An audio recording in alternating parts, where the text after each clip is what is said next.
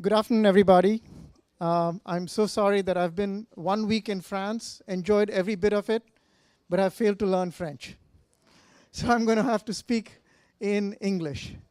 And, but please don't hesitate to ask your questions in whatever language you're comfortable.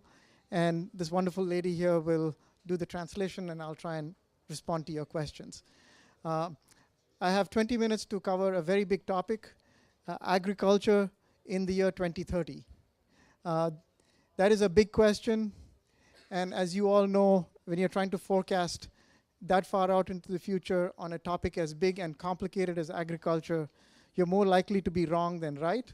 And so I am not in any position to give you a specific answer, but give you some thoughts and ideas about the kind of things that are going to change and cause the change in agriculture. So my name is Vijay Chauhan. I live in St. Louis, Missouri, or St. Louis, as we call it in the United States. It's actually got a fantastic connection to France, which is why it's called St. Louis. And I lead an organization called GlobalSTL, which is an initiative of BioSTL. And our organization is a nonprofit whose mission it is to build the innovation ecosystem of St. Louis in agriculture and life sciences. It's a project that's been going on for about 15, 16 years.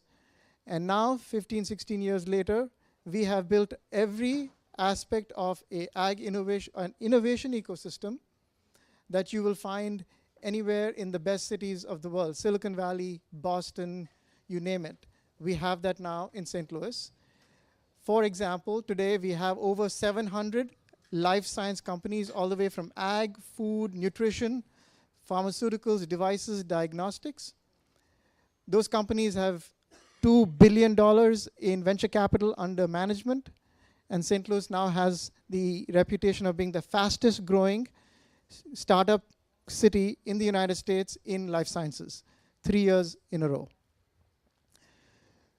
My role at BioSTL is to now attract the best ag tech technologies and companies from around the world to help those companies build their United States business. So you heard from the AgriNest people how they are looking forward to going to the North American market and building their business. Agriculture is a very complicated business. You cannot just show up in one of those communities and have that community help you build your business. You have to have deep relationships. It's a very complicated industry. And we have developed those relationships with all our partners, and we use those relationships to help bring business value to these companies. We are very serious about business development. My background is in corporate business development. So I worked at Monsanto and did a lot of M&A activity in the late 1990s and early 2000s when the GMO technologies were coming to the marketplace.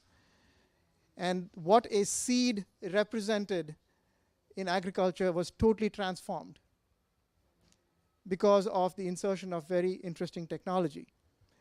That transformation was some of the things I was involved in. Then I went and started a new company inside Monsanto in the area of food and nutrition. I left Monsanto and started a diabetes nutrition company that is now in 20 countries around the world. Sold that company to private equity investors, and now have started 2 more companies, one in agriculture, developing a new crop, and another company in cancer diagnostics. So I have both the corporate business development background and an entrepreneurial background. So when we are trying to bring companies from around the world, my job is to make sure I speak the language of the entrepreneur and help that company find business value by coming to the United States. I will tell you more about my background in a later panel. I will be on a panel session later on building accelerator programs. So let me now begin my topic. Okay. From 1960 to 2010, our population went from about 3 billion people to about 7 billion people. That was a 229% increase. So we more than doubled the population on Earth. And how we achieved feeding this population is a story that we all perhaps don't know as well. But it's very important to understand if you want to know where we are going, to know where we came from and where we are today. So I'll tell you the journey we took to get to this point. That's a very impressive outcome. And if you look at where we are going, in the next 50 years from 2010, so 40 years, 43 years from where we are today, we're going to do another doubling of the population. So one would think, if you've done it before, we should be able to do it again. Why are we all losing sleep over this? This should be an easy problem to solve. I will take you in this presentation and show you a very simple message. The agriculture of yesterday will not solve the problem of taking us to the next level. We are going to have to go back to that drawing board, wipe it clean, and start with a new approach to agriculture, because the agriculture of today cannot do what this requires us to do.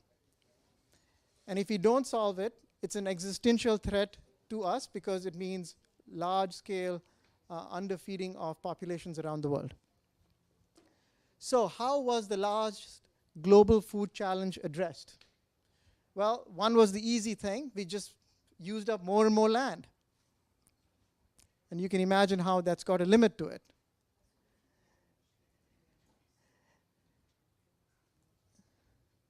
The second was we developed the concept of chemical fertilizers that really became inexpensive and widely available. And that had a huge impact on increasing the production of agriculture. We developed irrigation systems, so we didn't have to depend on just the rain. Farmers were able to produce in regions where water was limited. We then applied a lot of technology in developing pest and insect control products to minimize the damage and losses once the plant was coming out of the ground. And then we started working on that seed and saying, what can we make the seed do? So phenomenal work was done in breeding high-yielding crops. And then we worked on reducing post-harvest wastage. So we took that entire approach, and through this, we were able to create the kind of production to double the production, double the population of the world. So give you another view of this productivity miracle. We've been able to do this by using 40% less land per bushel of corn. So I'm going to normalize it on maize.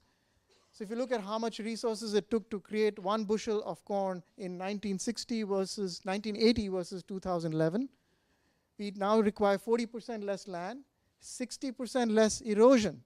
Who would have thought we've become that good at that? 50% less water, 40% less energy, and 35% less greenhouse gases. So we've come a long way. We've really made some fantastic improvements to create this doubling. And that is very impressive and good news, and perhaps underappreciated. If we had not done that, we would have required 5.5 times more land than we needed to feed the world of today. So those improvements have reduced the amount of land we need by that 5.5 times. And you can see this just in some examples. If you look at soybeans today, we saved about 109 million hectares. We only added 74 million to create the soybeans of today. Maize, we saved 250 million hectares. We've added 57 million. And you can look at all other crops and you can see the impact. 720 million hectares were saved. So if we had not made those changes, all those green lines would have been needed for the land to produce the agriculture. And you can just imagine, agriculture would have just been everywhere. No room for cities, no room for people, etc. Okay. However, as much as we have done what we've done, we still have over 800 million people who don't have enough food today. And how big is this issue? That yellow or that orange or brown circle that you can't even see is the 9 million deaths per year. 9 million deaths per year due to hunger and malnutrition, compared to HIV, which is just 1.78, tuberculosis, diabetes, even malaria. So we focus on all these as big problems. But look at the problem on the left-hand side. You can't even show that bubble on this chart. So on one hand, we have this miracle of producing enough food for the planet. On the other hand, we have a vast number of people who are not getting enough food. So we cannot double our population and let this be a problem that remains. So how are we going to go from 7 billion to 9 billion? One answer could be, let's just keep doing what we've always done, and I'll show you what happens if we do that.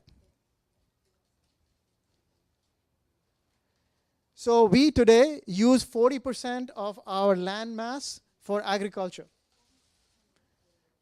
40% are these two continents. 100% of South America, 100% of Africa. That is what agricultural production usage looks like. There is not another 40% left for agriculture. So this is agriculture today with the fantastic increase in yields, the fantastic use of fertilizers, the fantastic improvements we've seen over the last 40 years, 30 years. We are still using 40% land. So we don't have another 40% to do what we're doing. So the agriculture of today won't work for reason number one, no land. Here's the stunning statistic, agriculture uses 70% of all the water in the world. Only 30% is for drinking, cooking, and industry. We don't have 70% more. If we continue this way, we don't have water to provide what agriculture needs and yet have for human beings. I'll give you a very dramatic view of what this 70% looks like. So this is the Aral Sea in 1973, big landmass. In this picture, you can't see it, but it's beautiful blue water. And you just watch now as time goes by, and today, that same Aral Sea is that landmass, water mass. That's it. Okay? Sorry, I had to jump on to the next slide, but you get the picture. The third bad news is that we are producing 25% of the total greenhouse gas emissions from agriculture and deforestation. So we've got a big issue with climate, big issue with water, and big issue with land. And so the big question for us,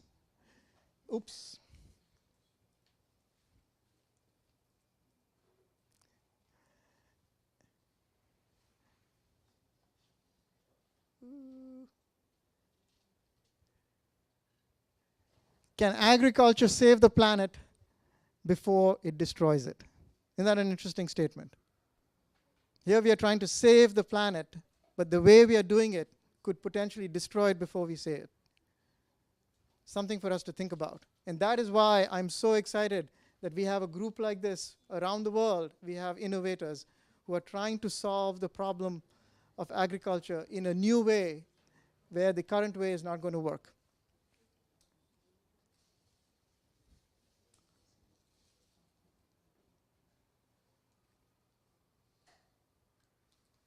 Okay, so we all know that there's rising global demand for crops. This is now the future. I'll take you through what it's going to take to be successful.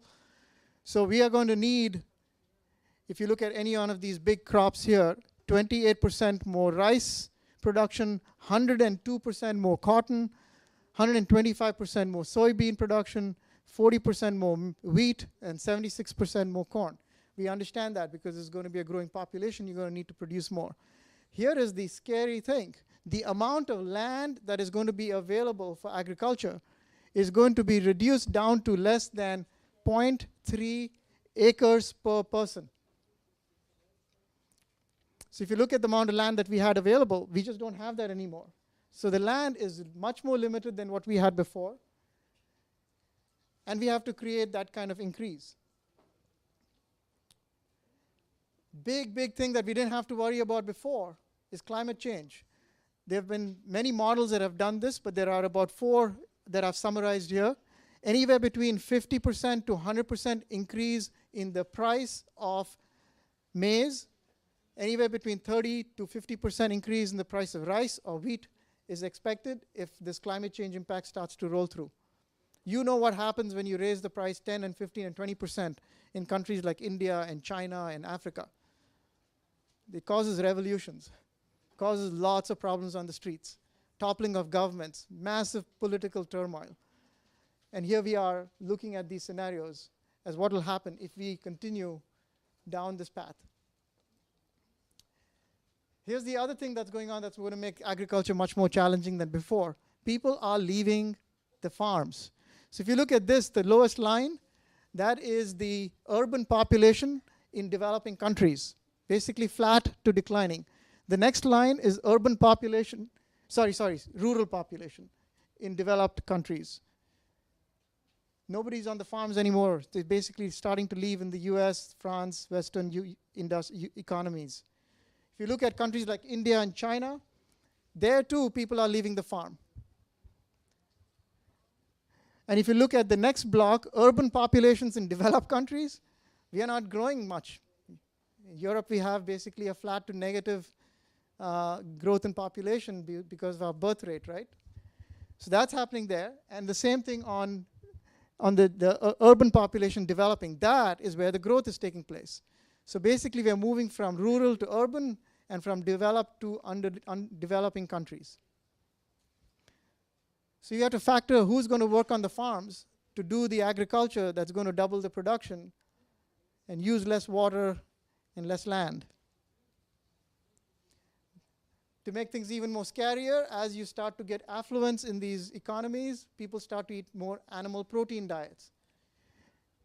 It takes 8 kg of animal feed to produce 1 kg of beef versus just 1.2 for fish. And of course, a lot less if it is a soy or a plant or a fruit or a vegetable. And you look at the graph on the left-hand side of what China versus US in terms of meat consumption. It's crazy. It's off the charts. And this is nowhere being done. So we are going to require a tremendous amount of production to be able to feed the changing diets of the world. And so a phenomenal amount of work has been done, but I want to just cite one by the Royal Swedish Academy of Science in 2010 that basically said the earth can only handle a finite amount of agriculture activity before it will just blow up. And so the goals for an evergreen revolution that they have identified, an evergreen revolution, which means an ability to be there for a long time, is of course we have to increase food production by 70%. We've already talked about that. That's a given. But imagine this. Global agriculture has to go from being a 25% greenhouse gas creator to a net carbon source, from a net carbon source to a carbon sink. So we are counting on agriculture to take the carbon out of the air and put it into what it takes to produce this. We got to go from 25% to basically zero. Right now, we don't have anywhere in the world an agriculture production system that is zero. We have to create this. Nitrogen, we have to reduce the amount of atmospheric nitrogen that's converted to fertilizer by 70%. Water, we are basically threshold at 4,000 kilometer cube per year of fresh water that we have as a planet. Our current consumption is already at 2,600 kilometer cube per year. We only have 1,400 to now use to get to that limit. And cropland as a total can only expand from 12% to 15% of the Earth's surface, which includes land and water. So these are the conditions of limits under which we have to operate. So what is the question then, or the answer? Sorry about that. It's not a matter of can, agriculture must, save the planet, and feed its inhabitants. This is not an or question. It's not this or that. It's an and. Does everybody agree with that? If it's not for us, it's for our kids and our grandkids and our great-grandkids, right? So how are we going to do this? A lot of work has been done in this area, but basically there are some major trends that are going to shape crop farming through 2030 and that are going to shape the kind of technologies that are going to be needed.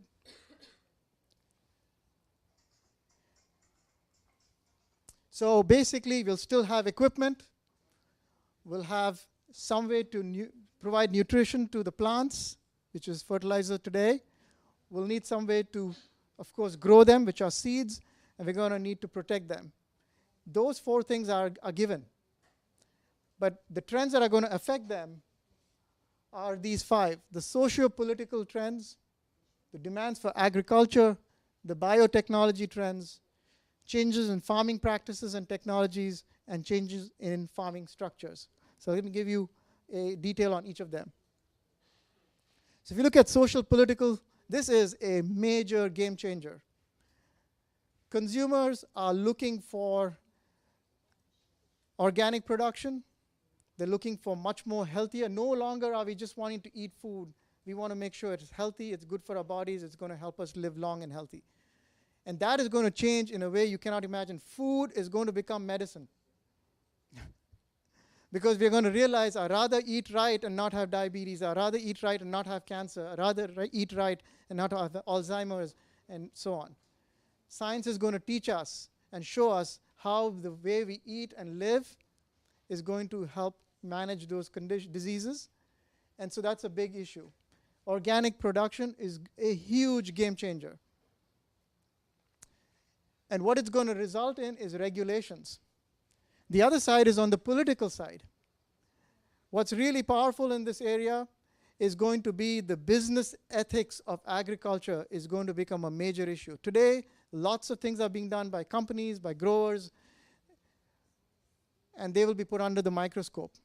What is the impact of the activity you have? Can you measure it? You have to report it. It has to be below a certain level. Otherwise, you can't be in business. That then is going to translate into regulations. We're going to elect people into power who are going to be interested in taking care of the planet. And we're going to come up with regulations to deal with it. Because if we don't do that, we will not have a planet to sustain. We are beginning to see this now. There's this understanding growing around the world. And this is despite what President Trump has said. Demand for agriculture. We, of course, know the demand for agriculture is going to come from the demographic trends.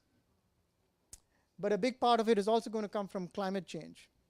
So in this area, I think this is my belief system, that food is going to become much more urban-oriented. So urban agriculture is going to become the place where more and more food is going to be produced. And rural is going to be where feed is going to be produced. And it makes sense because if people are moving into the cities, you want to produce as close to where you are, don't have to have all the greenhouse gases of shipping and transporting food. And so urban and vertical farming is going to become a big trend. So how we use the land for food, for feed, and for materials. We're going to look at the whole plant and not just that head of corn or the soybeans. We're going to look at that whole plant and say, what can we do with all of it to produce and use it for our purposes? Today, if you look at the plant of corn, we only use like 10 or 15% of it. The rest of the mass is just sitting there on the ground, totally unused. That will no longer be acceptable. The next trend is in biotechnology. Here, some phenomenal technology is being developed with this CRISPR-Cas gene technology and RNAi technology and molecular breeding.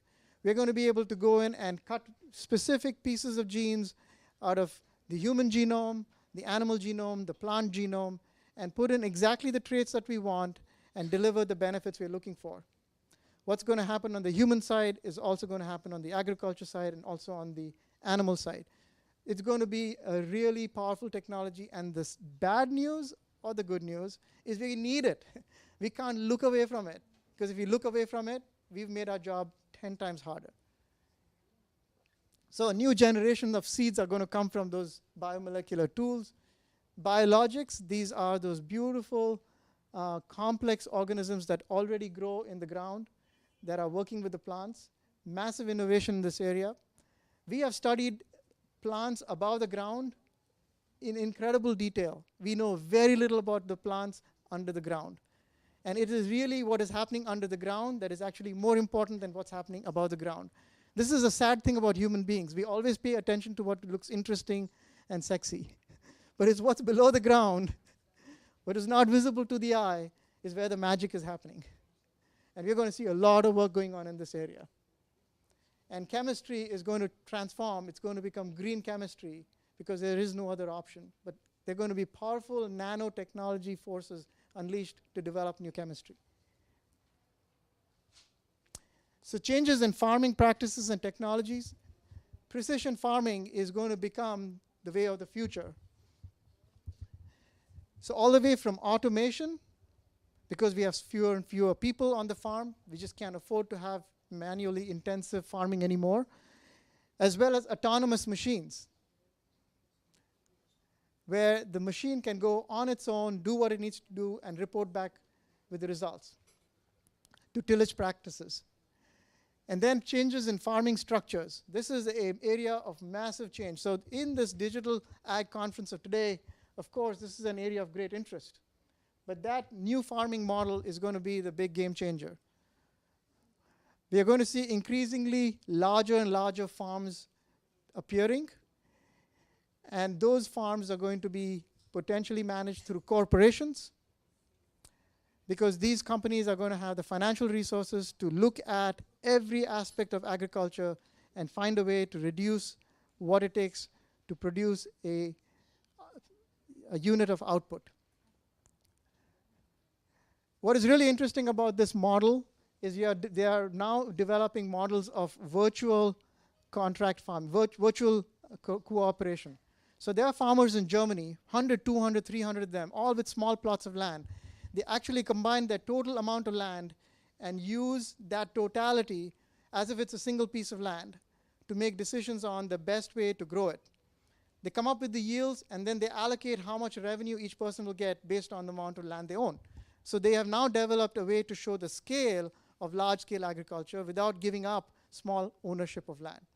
These are the kind of models that are going to take place in the future. Another big pattern in farming is, because of global warming, all the production that could only grow in the warm areas is going to start moving northward.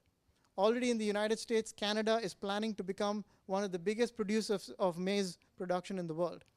You cannot imagine maize growing in Canada today above a certain range. Same thing with wheat. It's going to start moving north in Europe. You can't even imagine what this will mean. Financing and insurance. Small farmers today really have a hard time getting access to financial resources and farm credit, and that's going to all change. There's going to be very interesting innovation taking place in the financial services industry that is able to look at a smallholder in Africa, in India, in China, and find a way to deliver the capital they need to grow the business. So a survey was done with European farmers. These were in France, Germany, Poland, UK. And they asked them, looking at your farming practices and structures, what are the biggest, most influential trends? And 60% of them said precision farming is going to be one of the biggest trends that's going to affect farming practices and structures. 44% said automation. Now this is the farmer's wisdom coming out. The previous was a study done on a comprehensive scale. This is just the voice of the farmer, but you can see they're all connected. Consolidation. They see the agriculture sector consolidating in terms of land, in terms of input suppliers, etc. And some people think it's a bad thing, some people think it's a good thing. That's the thing about agriculture. Everything about agriculture is controversial. There's always a good to it, there's always a bad to it. 36% think professionalism is going to be a big trend, and I believe this is the key part. As good as we are not as professional as we need to be when it comes to agriculture. A lot of waste, a lot of bad decision making, and then labor shortage. they all realize that their sons and their daughters don't want to work on the farm.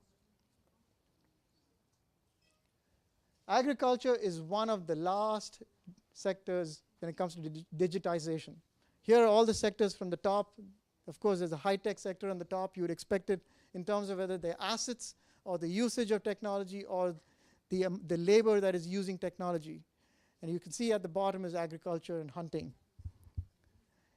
I think that's good news, because if we had used all the digitization possible and we still have this big gap, how would we pull it off? So it's good that we have a tool in our toolkit that we can bring out and bring to this sector like it has done other sectors.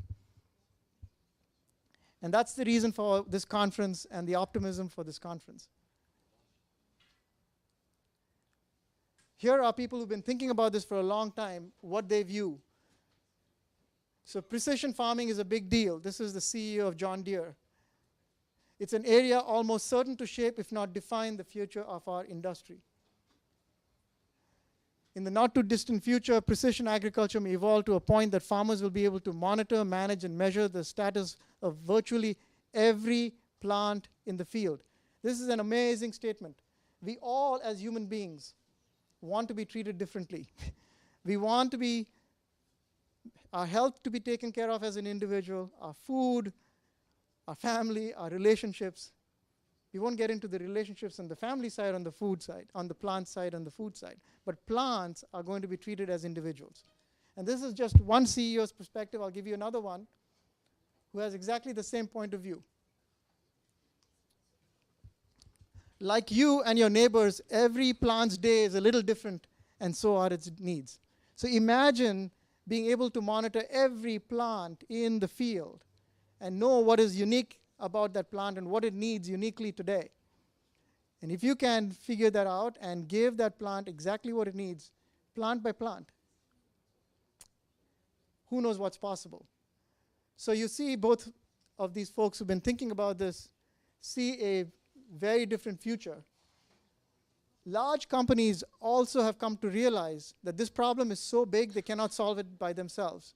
So they are spending a lot of time and money now building relationships with entrepreneurs. They see entrepreneurs and innovation as a very important partner in solving this problem they can't do on their own. So you see with every large company, you see a lot of accelerators, investors, and so on. And all of them are spreading the bets and are partnering. So a big shift is taking place because the problem is really big. The irony is the proof of concept of the farming system of tomorrow, it already exists. Many of the elements that you see here, from a backbone for running the farm, to the breeding, to yield monitoring, the fertility, the precision seeding, any of this is possible today. So what's the issue? The big issue is adoption. So I want to leave you with a very inspiring thought. Why now matters. We are working on trying to deal with this problem. That's the shape of the curve to feed the population. We have no choice but to be able to pull that off. If we do it right, we'll get that part of it. But we do it perfect, we'll do this. What this looks like is the following. We have the ability to feed that many people, but we don't use those resources. Therefore, we take those resources and put them to productive use for the long term. Take care of our planet, preserve the planet for a longer timeline. The reason why a lot of people are thinking of going to Mars is because they think we're going to finish up Earth in a short period of time and we'll need another planet to inhabit. This is about staying on planet Earth a little bit longer. So to all of you who are working in this field, you have a big job. Go make it happen. Thank you.